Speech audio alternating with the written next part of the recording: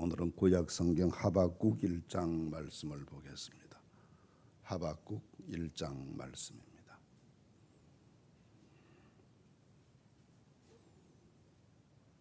선지자 하박국이 묵시로 받은 경고라.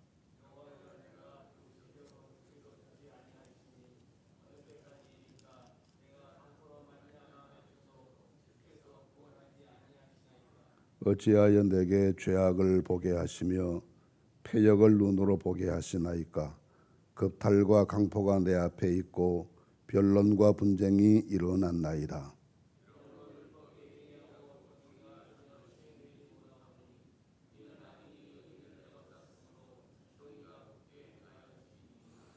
여호와께서 이르시되 너희는 여러 나라를 보고 또 보고 놀라고 또 놀랄지어다. 너희의 생전에 내가 한 가지 일을 행할 것이라. 누가 너희에게 말할지라도 너희가 믿지 아니하리라.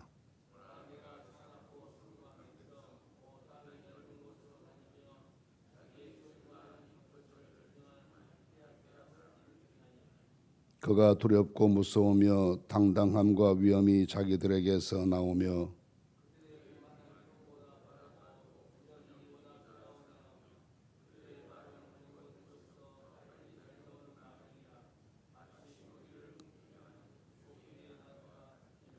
그들은 다 강포를 행하러 오는데 앞을 향하여 나아가며 사람을 사로잡아 모으기를 모래같이 많이 할 것이요.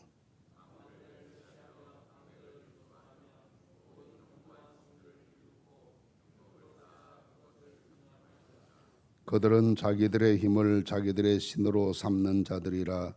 이에 바람같이 급히 몰아 지나치게 행하여 범죄하리라.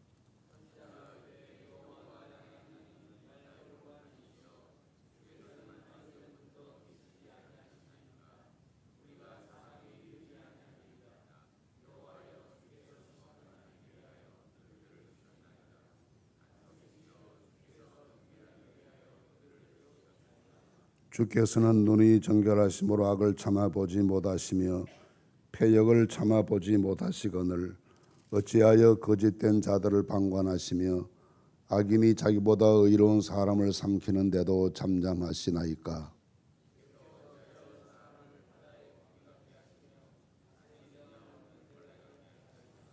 그가 낚시로 모두 낚으며 그물로 잡으며 투망으로 모으고 그리고는 기뻐하고 즐거워하며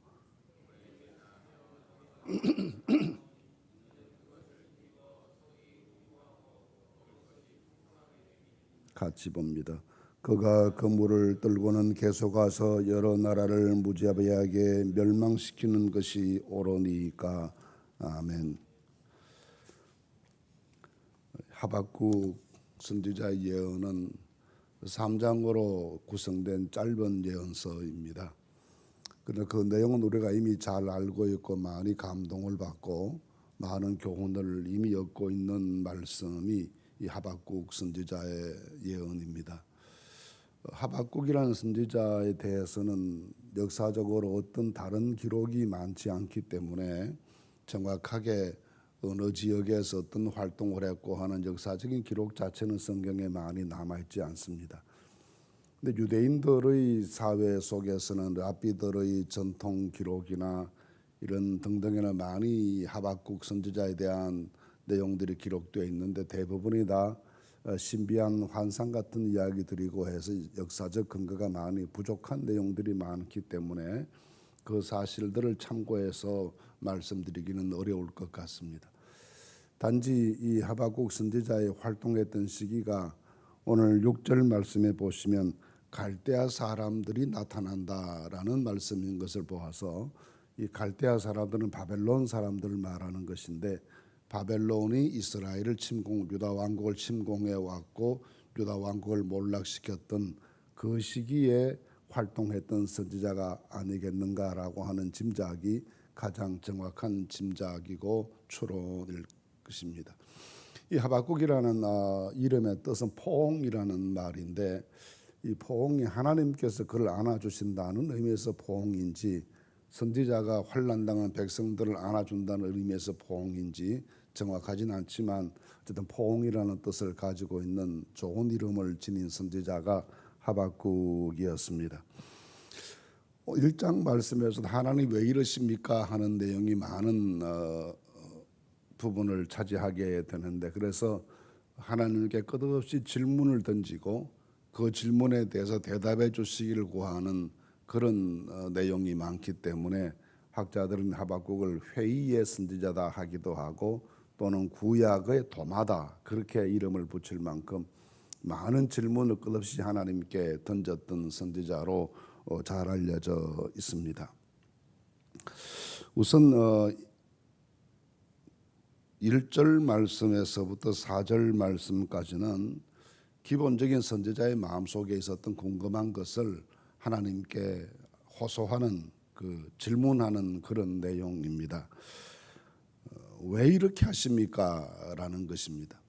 왜 이렇게 하십니까? 라는 질문 중에 첫 번째 질문이 왜 이렇게 악한 사람이 득세하는 것을 하나님께서 그냥 방치하고 계십니까? 라는 질문입니다.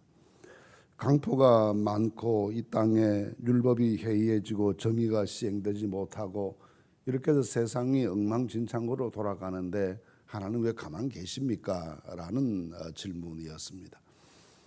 이 시기가 바벨론 세력들이 유다 왕국을 침범해 들어왔던 시기이면 구약의 마지막 왕들인 여호야김 왕이나 여호야긴이나 시드기야 이런 사람의 통치 기간이었을 터인데, 그 시기는 유다 왕국도 북왕국 이스라엘의 마지막에 못지않게 우상 숭배에 빠져들고 사회 정의가 실종되고 악인들이 날뛰고 하는 이런 가진 사람들이, 힘 있는 사람들의 횡포가 나라는 망해가는데 귀족들이나 왕족들, 이런 힘 있는 사람들의 횡포가 백성들을 아주 못살게 굴었던 그런 시기이기 때문에 하나님 이렇게 나쁜 사람들이 세상을 어지럽게 만드는데 이걸 왜 그냥 보고만 계십니까? 라는 질문을 하나님께 먼저 던지는 것입니다. 근데 그 질문에 대해서 하나님께서 그 다음 5절 말씀 이하에서 특별한 대답을 하시지 않고 이런 일만 있을 것이 아니라 이것보다 더한 일이 앞으로 나타난다 하는 굉장히 충격적인 말씀을 하십니다. 내부적으로 혼란스럽고 부정부패가 많고 정의가 시행되지 않고 율법이 해이해지고 이런 일들만의 문제가 아니라 그 다음 문제는 외국의 군대가 쳐들어와서 이 땅을 질밟게 될 것이다 라고 하는 매우 충격적인 말씀을 하나님께서 하박국에게 들려주십니다. 그래서 놀라고 놀랄지어다, 누가 이런 말을 해도 아무도 믿지 않을 것이다 하고 믿을 수 없는 일이 생겨나게 된다 하고 말씀을 하시는데, 그 말씀의 내용이 사납고 성급한 객성 곧 땅이 넓은 곳으로 다니며 자기 소유가 아닌 그 자들의 거처들을 점령하는 갈대아 사람을 일으킨다고 말씀하십니다.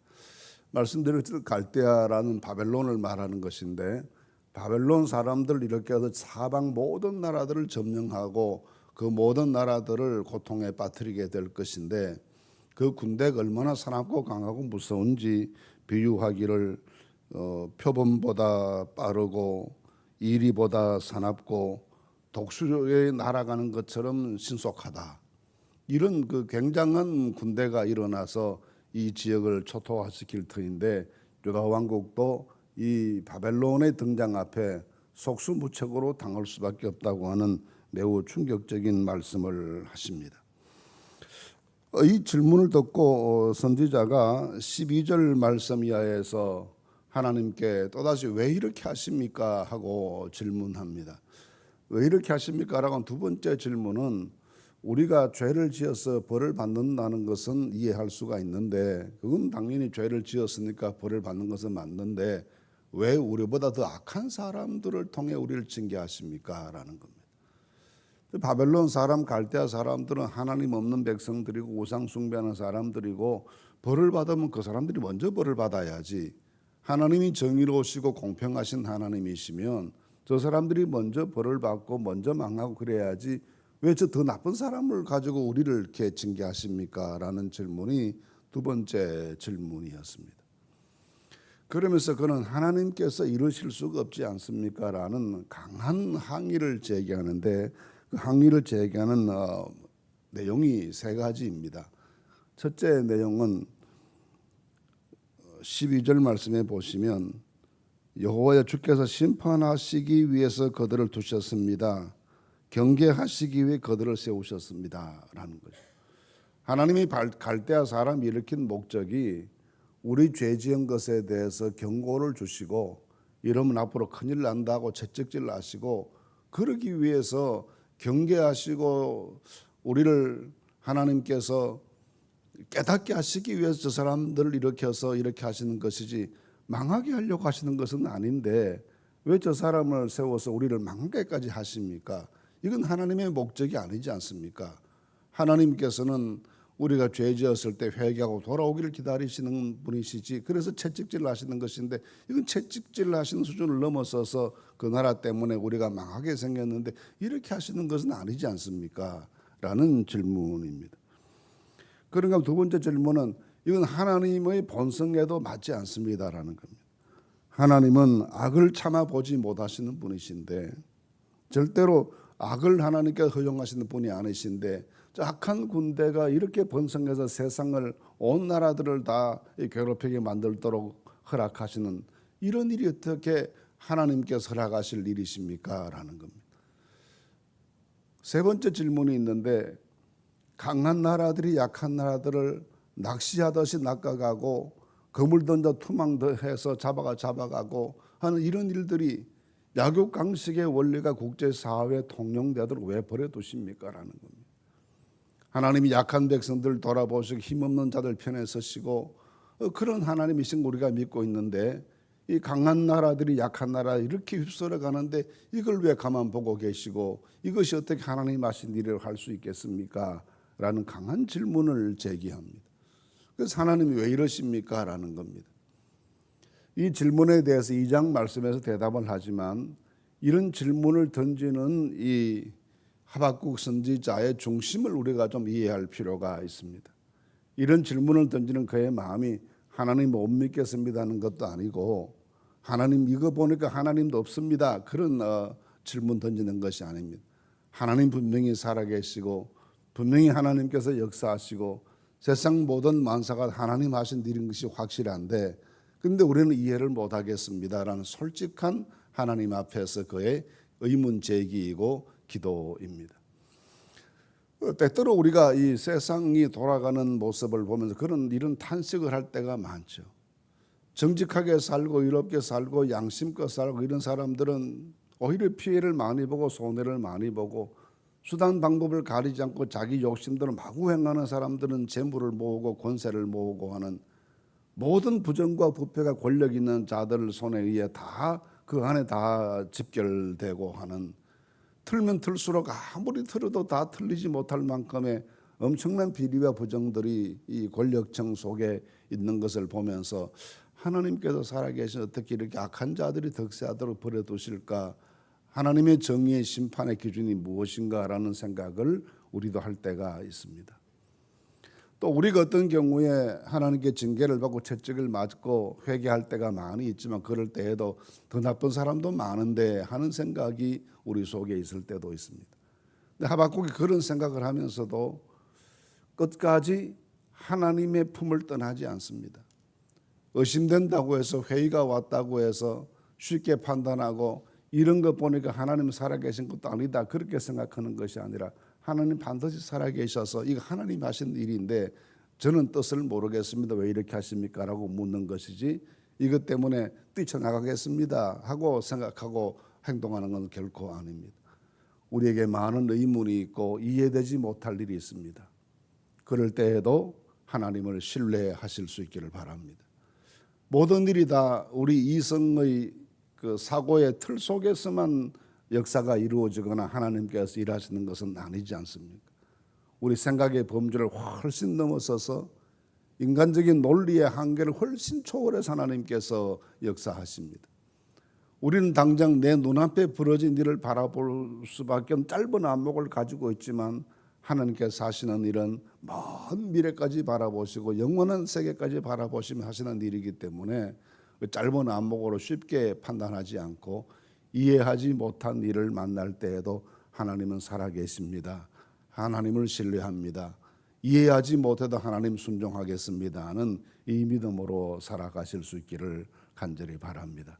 그래서 하박국은 이런 회의와 갈등이 현실을 바라보면서 분통 터지는 그런 질문들 하나님께 내어놓고 왜 이렇게 하십니까 하고 소리 높여서 행악을 하는 사람처럼 그렇게 하나님께 질문을 던지고 항의를 하고 그렇게 하지만 그럼에도 불구하고 하나님 앞에 그 질문을 내놓는 것은 제가 하나님은 믿습니다. 하나님 신뢰합니다. 하나님 뜻을 깨닫지 못하겠습니다 라고 하는 갈등과 그 속에서 또 하나님을 신뢰하는 믿음이 동시에 있는 그런 모습을 보게 됩니다. 마음이 갈등하는 일이 있는 인생입니다. 그럴지라도 하나님 품에 거하실 수 있기를 바랍니다. 이해할 수 없는 일들이 생길 때에도 하나님의 뜻이 있겠지 생각하고 하나님 하실 일이 있겠지라고 믿고 하나님의 계획이 있을 것이다라고 생각하고 묵묵히 믿음 안에 거하는 성도들이 되실 수 있기를 바랍니다. 때가 되면 하나님께서 우리로 하여금 그래서 그러셨구나 하고 이게 바로 그 은혜였구나, 이 은혜를 주시려 그렇게 하셨구나라고 생각하고 오히려 하나님을 찬송하게 하시는 그런 때를 우리에게 허락해 주실 것입니다. 이 하박국 선지자도 마찬가지였습니다. 1장에 강하게 하나님께 태클 걸듯이 의문을 제기하자면 2장에는 하나님 말씀 듣고 알겠습니다 하고 깨닫게 되고 3장에 가면 하나님 찬송합니다 하고 우렁찬 찬송이 터져 나오는 모습을 보게 됩니다. 끝까지 읽으시면서 하박국 선지자를 통해 주시는 진정한 하나님의 은혜를 깊이 깨달으시는 새벽들이 되시기를 간절히 바랍니다.